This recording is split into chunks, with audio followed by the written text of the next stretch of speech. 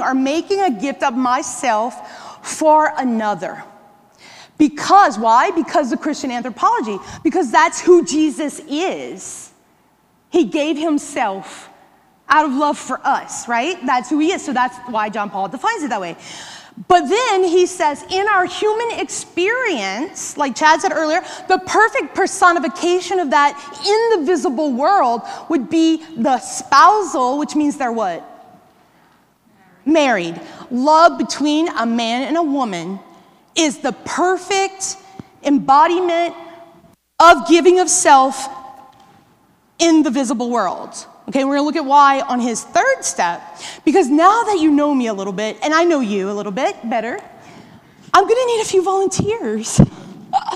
No speaking parts, no speaking parts, so don't be nervous when you get a sign. Okay, here we go. Now, wrap them up, wrap them up, wrap them up. Okay, so we're gonna look at the Trinity here, okay? All right, so we're looking at the Trinity, here we go. All right, so what we have here, we have how many gods? Nope. One God. One God, see? But God is how many persons? Three persons. Woo! Okay, holders, we gotta look inside there. There you go, there you go. Okay, let's look in there. We gotta see the way you, okay, here you go. Okay, thank you. All right, we gotta see what's going on in there, right? Okay, so what we have is the Father who is pouring himself out to the Son as a self-gift, right? And the Son receives everything that the Father is and then returns a complete gift of himself to the Father. And we know this is true because, keep going, it's eternal. Okay, good. So we know this is true just because of what Jesus said in the gospel to Philip. Remember, Philip's like, Jesus, show us the Father. And Philip is like, have you not been with me for 3 years? Don't you know? If you've seen me, you've seen the Father. This self-gift is so complete.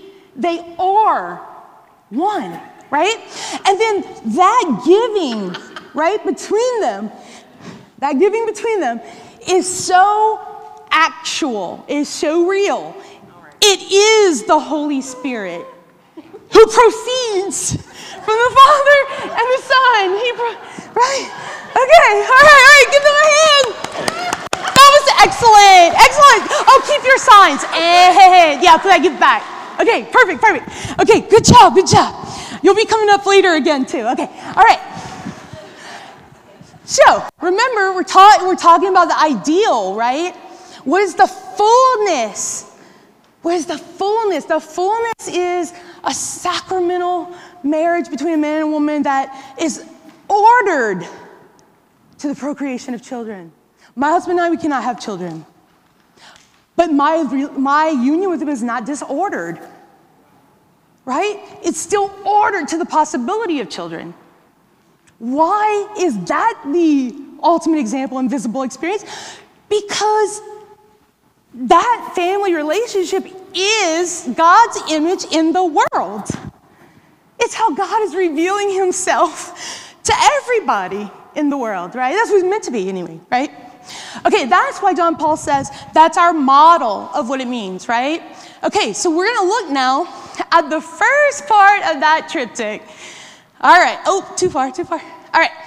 And there are some terms that we're going to go over for this first part. Now remember, got to have all three parts. Remember, all three parts to understand. And we're going to start in the beginning, which is before the fall. So this is how God made humans in his intention. We're going to see. You're going to see. Okay. John Paul calls all the experiences of the first man and woman in this first part of the triptych the original experiences. Makes sense, right? And so we have these terms: original solitude, original unity, original nakedness. Don't get nervous, actors. We're not going to be acting that one out. Okay, and original innocence. Okay, so that's what we're covering. Okay, all right. So our story begins, of course, in the beginning. But I have to ask you this question though: how many creation stories are in the Bible? 2. How many creations are there? 1. So why 2 stories? What do y'all think? Why 2 stories? Okay, close. We can understand it in different ways. John Paul says that the first story, the list of days, you know, day 1 this happened, day 2 this happened. He says that's kind of like the perspective of like someone from the outside observing and then writing a report, you know, hey, this is happening, this is happening, this is happening, right? But the second story is the perspective of the person that it's happening to. So Catholics, right? And the popes have, Thomas Aquinas actually says this too. He says when God created, he planted the seeds and then they slowly unfold over time. Now, the one caveat to that as Catholics, we retain the belief in 2 important truths, even if evolution of the body is true, okay? We retain 2 important beliefs that are dogmas of faith. One, Adam and Eve is not a dogma, but anyway, that there were historical people, a man and a woman, right, that were the first people, that we have to believe that, no matter, you know. And then the other thing that we have to believe is that in a separate creative act, God created the human soul. So if we apply that to the theory of evolution, we would say we cannot accept as Catholics an atheistic evolution theory, right? But we can't accept, things have evolved over time. God watched the creature, right? That was going to be human and making tools, whatever they were doing, right? And then he says, finally, that's the body I'm going to be able to unite myself to and make that in my image and make it the first human. He ensouled the first. That's totally acceptable. The church says, yeah, if science proves that, let's go with it. But the church also says you can believe God made it all in 7 days if you want to, right? As long as you believe that they were 2 historical people, right? That were in the soul, right? And that God is the creator in a separate creator, the creator of the human soul, right? That's what right? And then there's all these different theories about how it went down, right? Those are the 2 most popular ones, right? Okay. Great question. All right, okay, so we have the Trinity. We're going to look at the creation of the first man, okay? All right, so Father's not here yet. Okay, but God, imagine the Trinity demo's up here, right? And then God is like, creation's unfolding. He's like, okay, that one's ready to receive my spirit. Okay, here we go. Come on. All right. Oh, what? Okay, come right here, Father. Okay. Oh, that's great. Okay, all right, now, and you get this. Okay, now, here we have man, right, in his original solitude, right? And, hang on, let me get to the right slide. Okay, here we go. All right. So, the first thing that John Paul says in TOB is, and I love this, it says, up to this moment, man is the object of the creative union, the creative action of God, who at the same time as legislator. Okay, what the heck is he saying? I'm going to tell you. Okay. What he is saying here is the first conscious experience that Adam has. See, God breathes his life into the person, and then it says, you notice in the story, and he became a human. He became human when God breathed in him, right? So, what this is, a man upon his waking up to consciousness, the first thing he learns about himself is that he is in a relationship with God where God is the creator. I'm not the creator. I have a creator. I'm a creature. That's the first thing he becomes conscious of. And the very next thing, look at that letter up there. I don't know if y'all can see it. Legislator with a capital L. What does the legislator do? Makes laws.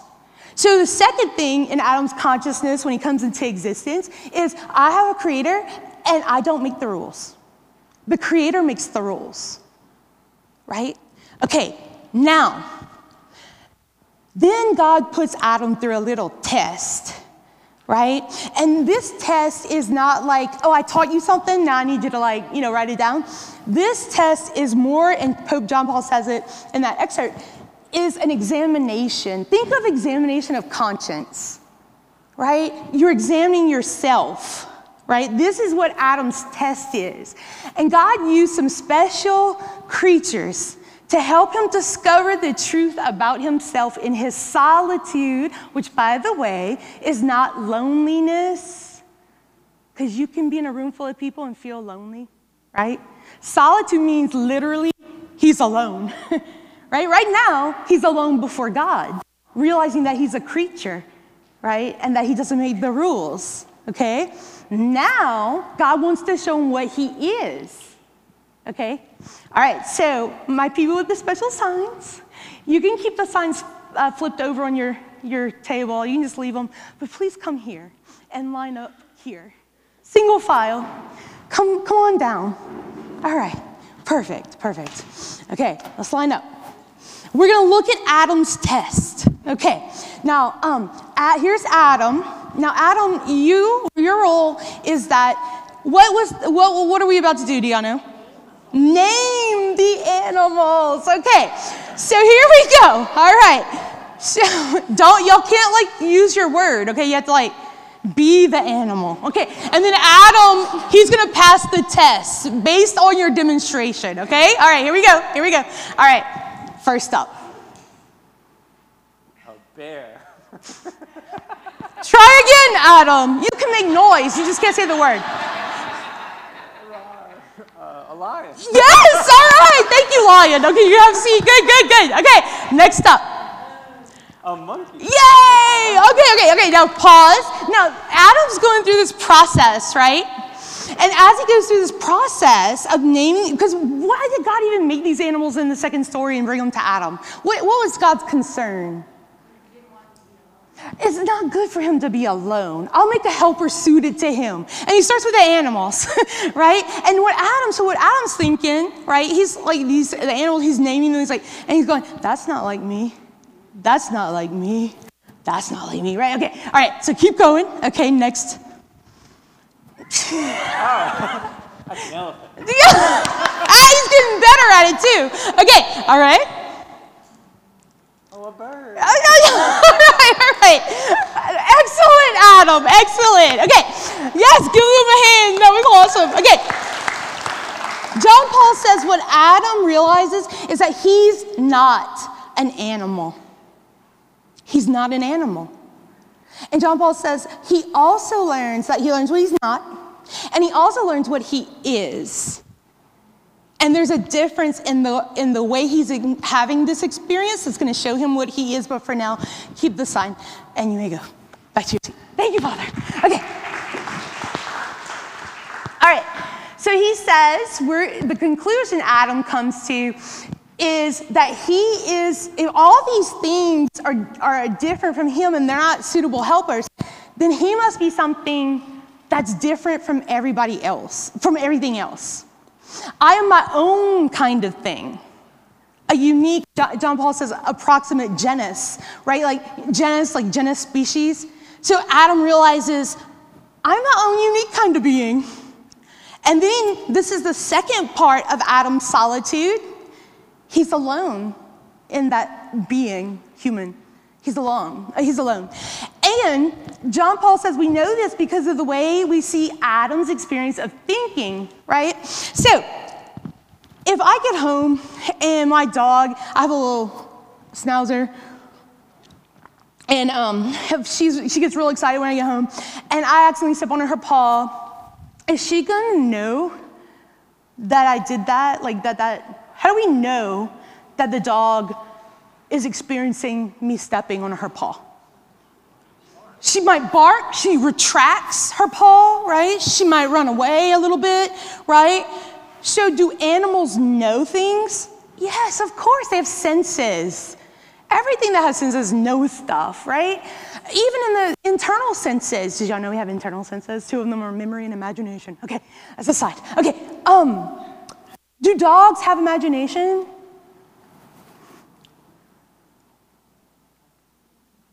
Anybody? No? We don't know. Okay. All right, good. Okay, I'll just tell you. All right. Have you ever seen, if you have a dog, have you ever seen it dreaming? Yeah, right? It's dreaming. Dreams are in the imagination. That's why in our dreams we can drive our car up buildings, and stuff like that, right?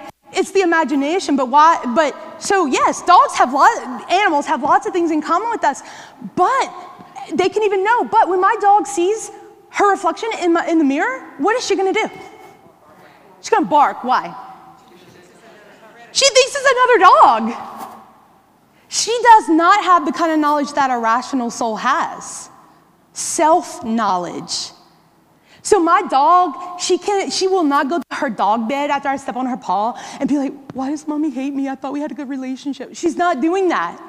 She's gonna jump on my lap and lick my face, right? That's what she's gonna do. But she doesn't have the same kind of knowledge that humans have. She's not a rational creature. She's not supposed to have that kind of knowledge, right? We have it because of our intellect. We have the ability to reflect on ourselves and our own experiences. And John Paul says this is the first delineating factor that shows Adam the kind of being that he is. And John Paul calls all this part about in solitude, he says it's his search for his identity. His identity, right? So the first part of that is that he has what we call an intellect, a rational intellect. And he discovers through his intellect that the kind of thing that he is, that no other creature is a person. So he discovers he's not an animal, yet still a creature, right? And the kind of thing he is a person. Right? And he discovers this with his intellect. Now, John Paul does not want us to forget that we're not just intellect, though, right? We are also free will. Our will is free. An animal cannot go to hell because they don't work on will. They work on instinct, which is also why we believe they don't go to heaven. But anyway, that's a whole different thing. Okay, they can't be guilty of anything. Do you see that? Okay, but humans, rational souls, yes, right? This is what separates us from the lower structures, right? Or the lower kinds of things. So a human person, our identity, right, is that we are rational embodied souls. We are rational embodied souls. And John Paul also calls this the sacramental meaning of the body. What's a sacrament? A gift that what? Somebody saying it. Okay, it's a visible reality of an invisible something happening, right? Reality.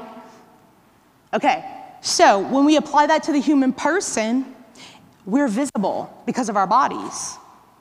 What invisible reality is my body making present?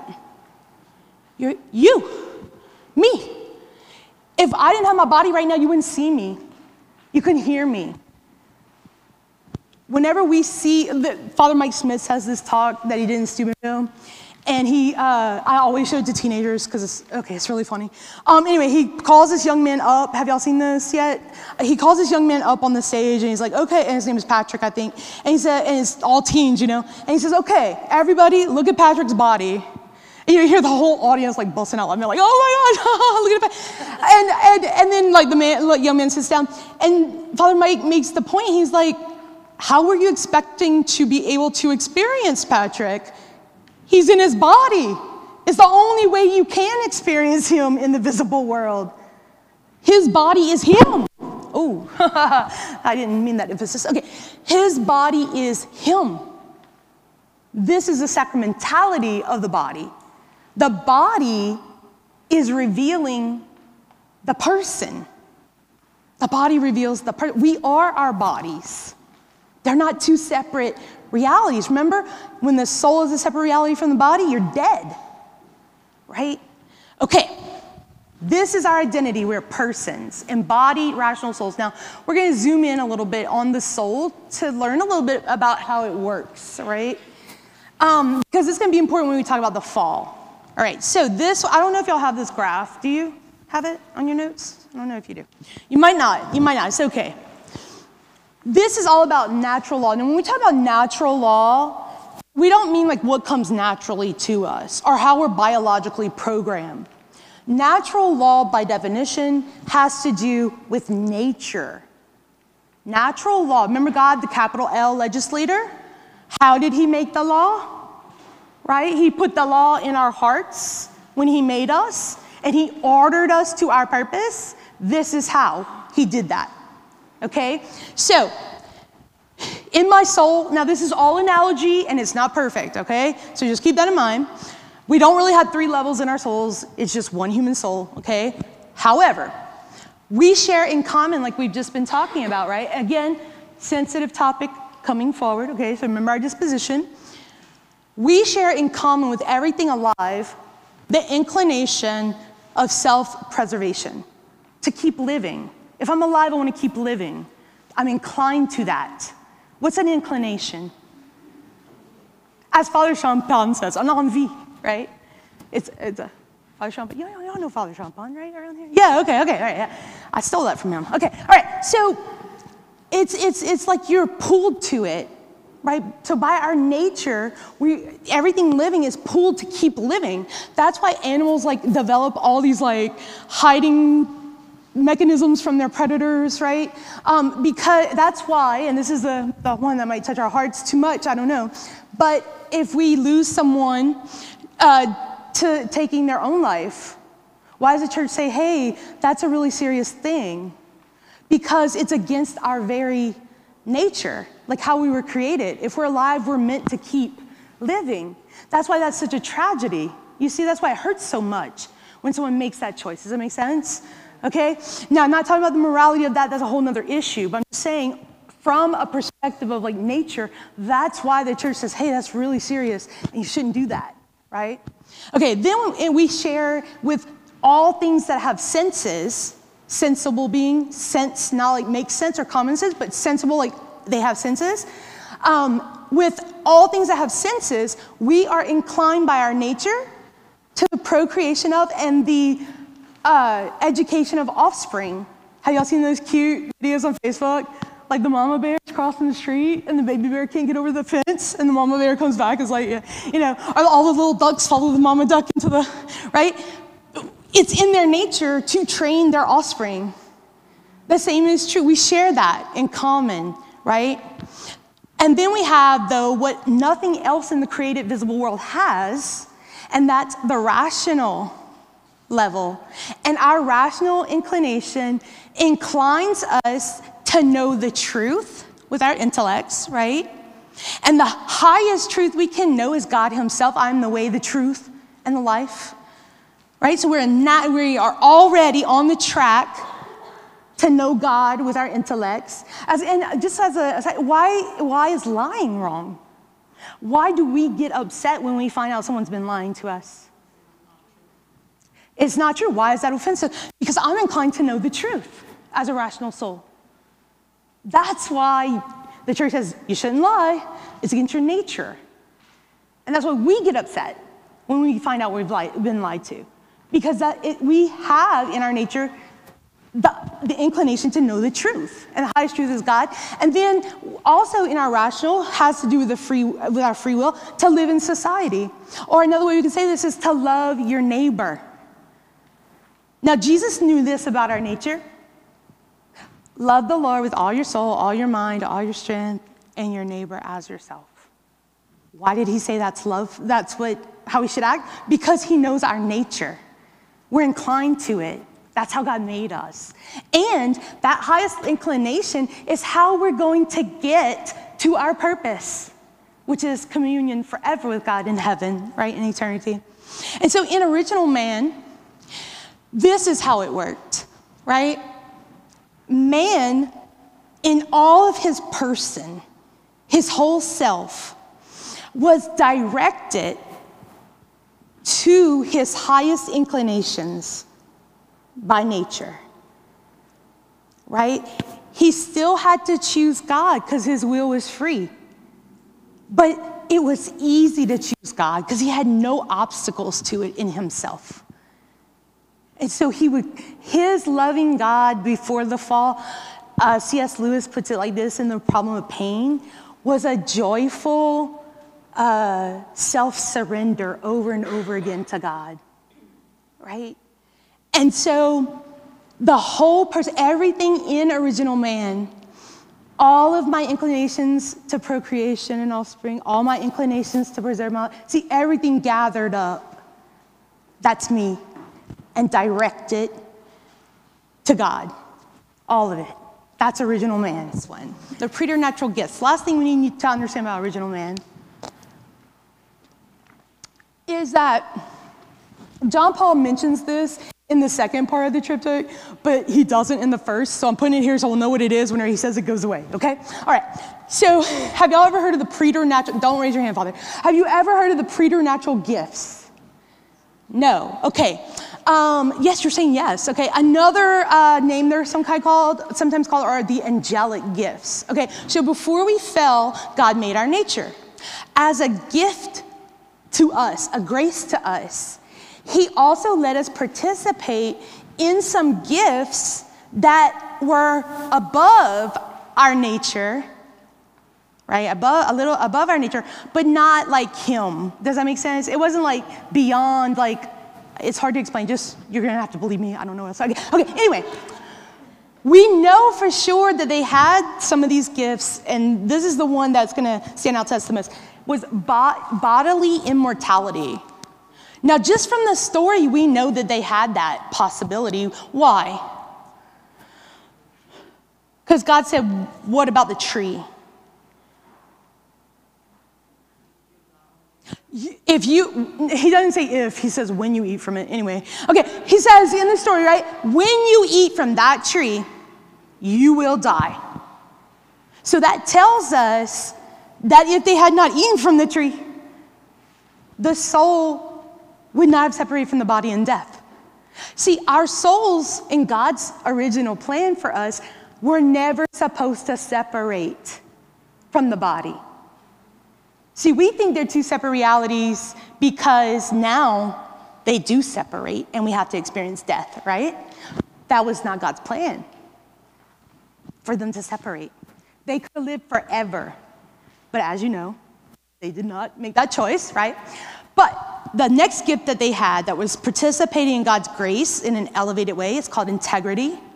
And I like to think of this as like integration on steroids, right? Body-soul integration on steroids.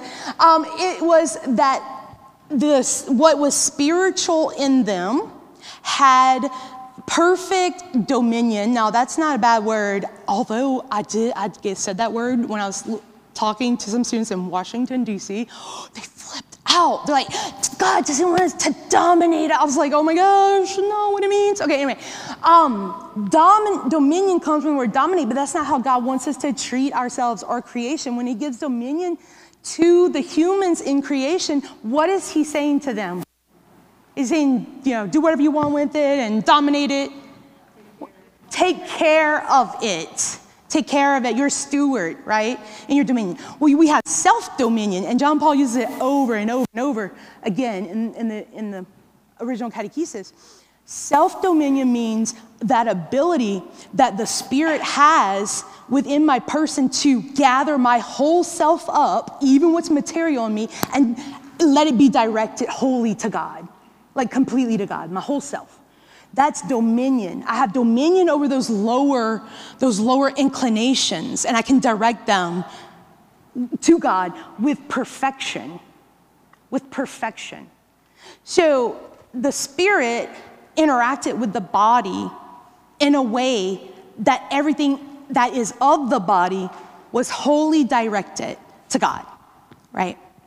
Lastly, infused knowledge. So what's infused? It's like you just receive it, right? There's no effort on your part. It's like it comes into you. Okay, that's different than what we do now, which is acquired knowledge. So the way I do this with my students in high school, I'm like, because most of them are taking physics too, and they always come in like, I hate physics, they're just like so mad, and I'm like, when we talk about infused knowledge, I'm like, imagine if you needed to know physics, it would just be infused in you. You wouldn't even have to try to learn it. And then they get mad at Adam and Eve, and they're like, what? They gave that up? Okay, anyway. And yes, they did. Okay. And then they had 3 areas of this perfect knowledge, right? Of everything created in the visible world and the invisible world. Have you thought about it? John Henry Newman. Write that down. It's called... I don't remember what it's called. It's about the spiritual world, okay? It's a great article. This is what he says. He says, in the creed, we believe in God, Father Almighty, creator of heaven and earth, of all things. Have you ever thought, what are they talking about, invisible? John Henry Newman. Okay. Oh, it's called the invisible world. Write that down. Okay. All right. So, Everything visible and invisible they had knowledge of. According to what they had the right to, they wouldn't have known like God knows. They wouldn't have known like angels know, right? But they knew in an elevated way beyond their nature what we can know, right? Okay, then the other areas were God and his attributes. Have you ever talked to someone who's going through like a tragedy or something and they're like feeling like, why would God do this if he's a good God? Or you think that, maybe you see somebody suffering unjustly and you're like, oh my gosh, why would God do this, you know? So questioning that attribute of God, the goodness of God, they never did that. They had perfect knowledge of God and all his attributes, right? Okay. So next point. Okay. Adam. Let's return Adam. It didn't work out with any of the animals, right? So, it's perfect. Okay. All right, come on up. All right, so God's like, okay, none of those are like me, God. I'm a person. Hello. Okay. All right. Probably not like just like that. But anyway. All right. So Adam has this problem. He doesn't have one like himself to give to and receive, right? Give a gift of himself, receive. He received as a gift. So he puts Adam to sleep, right? No, you don't have to. But I love how committed you are. Okay. Whew. All right. So he puts Adam to sleep, and then God creates his helper, suited to him. Come on over, Eve. Okay. Now, a little test, a few lines here, Adam. Adam wakes up, and you see Eve, you say? At last. Yes. Bone of my bones, flesh of my flesh. I will call this one woman. Because, now listen, out of man as an essence, not man male. Matter of fact, John Paul says he put Adam to sleep. He actually says his opinion was Adam went out of existence. And then God remade humanity male and female. That's what he says. Yeah. Anyway, so the point, though, is that Adam had nothing to do with it. Nothing to do with Eve. That was God's plan all along. And everything that Adam is as far as his nature, human, right? And all the dignity, the relationship with God, all that, Eve had it all along, too, right? So what is the significance of bone of my bone and flesh of my flesh, right? That translation for us in English is rib. In Hebrew, the translation, a better translation would be life. You are one like me. We are the same kind of thing. So now, and the very next part of the story, that is why a man leaves his father and mother and clings to his wife, and the two become one flesh, right?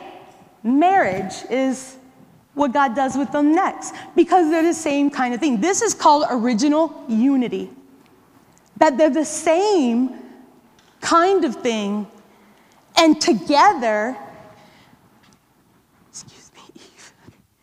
Okay. It's perfect. Come forward. Okay.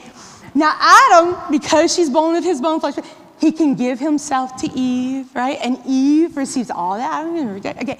And then their love is so actual. Oh, she says, their love is so actual, from it proceeds a third person. Yay! All right, awesome. Keep your signs. Okay. Oh wait, Adam, you need your gift too. Here. All right. Okay. So why would John Paul say, right, the spousal union between the man and woman, right?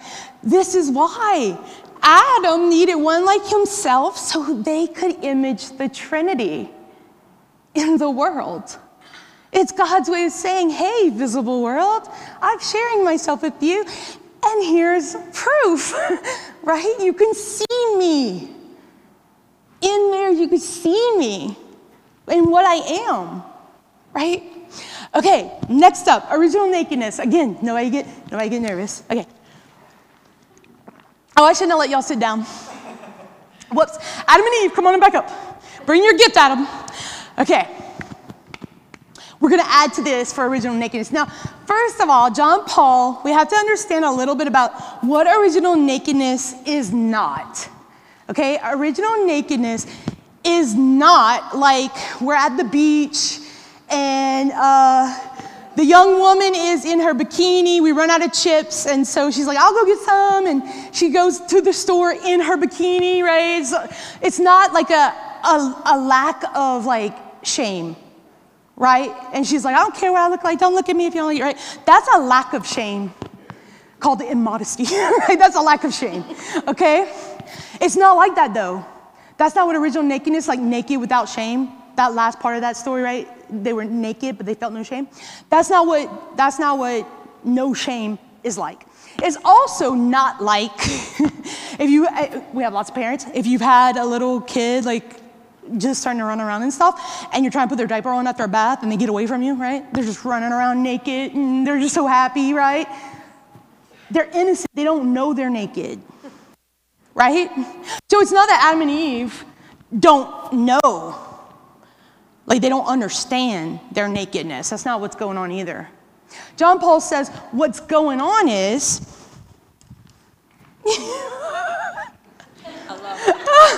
Good. Oh, I didn't mean to forget that. Okay, what's going on is they are participating in God's vision of who the human person is. So when Adam says, finally, bone of my bone and flesh of my flesh, what he is saying is a person made in God's image, like me. We're the same in that way, same dignity, same. I can give myself to the other, and that's the other part, different enough from me to receive all of me, right? And so this participation, go ahead, in God's vision, and just keep passing it. Okay, good. You're like my prop right now. Okay, all right. So this vision that they have, this participation in God's vision of the human person, they know that they are gifts. They know their own dignity, right? And they know that they should be received as gifts. And there's another kind of knowledge that goes here. This is called the communion of persons. Their communion, right, of persons. There's another kind of knowledge here. They know that the other understands them this way, right? Okay, y'all are gonna come right back up, so stay close, okay? But keep your glasses and everything, okay, try. Okay, I'm anybody else, Generation X here? Oh, Gen X, okay, all right. So like in the 90s, that show Friends was popular. Are y'all familiar with this show? Okay, I don't have a clip, I know, highly immoral, will not recommend it. Kind of funny sometimes, though. Okay, but there is this sequence of this one storyline in the show. And just for those of you who don't know, it's a group of friends, and 3 girls live in one apartment, and across the hall, their 3 guy friends live in that apartment, right? And they're like, it's just all these interactions between them that are like silly. And one of the things, 2 of the friends, again, highly immoral, a man and the woman, they have an affair and it's secret from all the other friends, right? But slowly each friend starts finding out about it, right? And so they go through the sequence back and forth with all the people. You see all the people finding out, you know? And they're like, but they don't choose to reveal that they know, and so they just keep pranking each other, you know, back and forth, you know? And there's this one scene where pretty much everyone knows, but they still want to not let the others know that they know, so that way they can keep pranking each other. And so there's one character that says, okay, we know, but they don't know that we know, right? And then they go through some pranks, and then the next one is, okay, we know, but they don't know we know, and they don't know that we know, and we don't know that they, it's like this, we know, they don't know, they don't, right? And it's like, what? Okay, that's what's happening in the communion of persons as God set it up. Adam knows Eve as a whole person created in God's image and likeness, that he can give himself to her as a total gift to be wholly received, whole W, right? All self received from him. And they know their purpose, right? They're ordered to procreation. Okay, etc. And they have what John Paul calls the reciprocal knowledge. I know that I am seen by Adam in this way, and I know that Adam knows I see him this way, and vice versa. What kind of relationship do you think is created there? Total trust and intimacy. That's exactly right. Total trust and intimacy. Because I can totally trust you. You see me as I truly am. I can give myself to you with no fear, with no underlying ulterior motives, right? And I know that you know that about me, right? And so there's this communion created between them. And their nakedness, now this is what John Paul does with all of these concepts. It's not just about Adam and Eve. As a matter of fact, the word Adam means like dirt or man or human or something. Dirt man, that's why I call him. I don't know. But the point is, right? And Eve, the mother of the living. Their name, we don't know if his name was Adam. We don't know. Here's the point though. John Paul says these principles from the original experiences, they apply to every human being that has ever existed and ever will exist. That's what he says. So he says, what does original nakedness say to us if you have humans that are not married, celibate, right? What does it say? John Paul says their nakedness, what it reveals, what they're revealing to one another, what it reveals to them, is that they were made for love. They were made to be received as a gift. And that's what love is.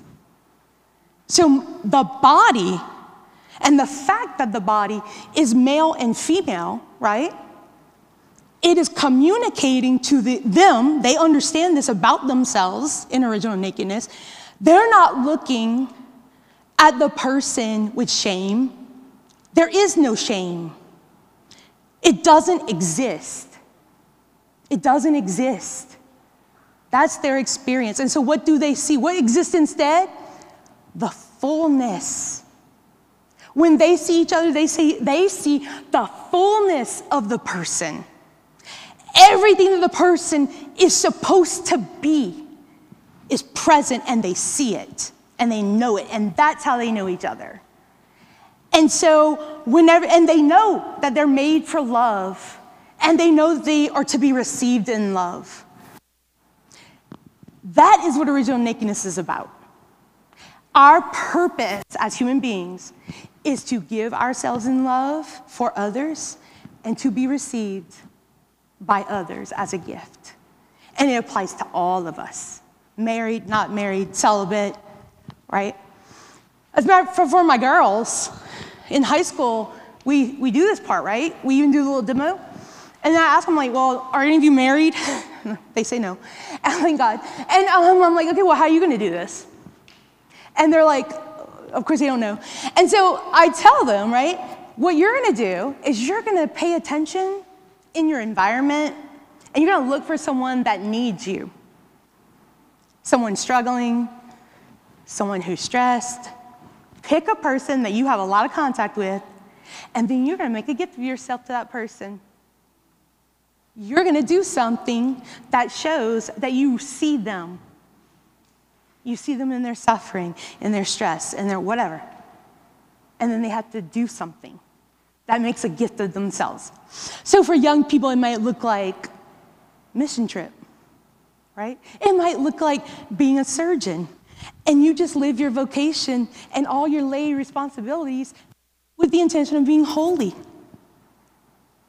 That's what it looks like. I don't look at myself. I don't take for myself, which we're going to see in a second, in the fall, but I'm giving myself for the other. And a life lived that way is a life of self-sacrifice. And that's what love is.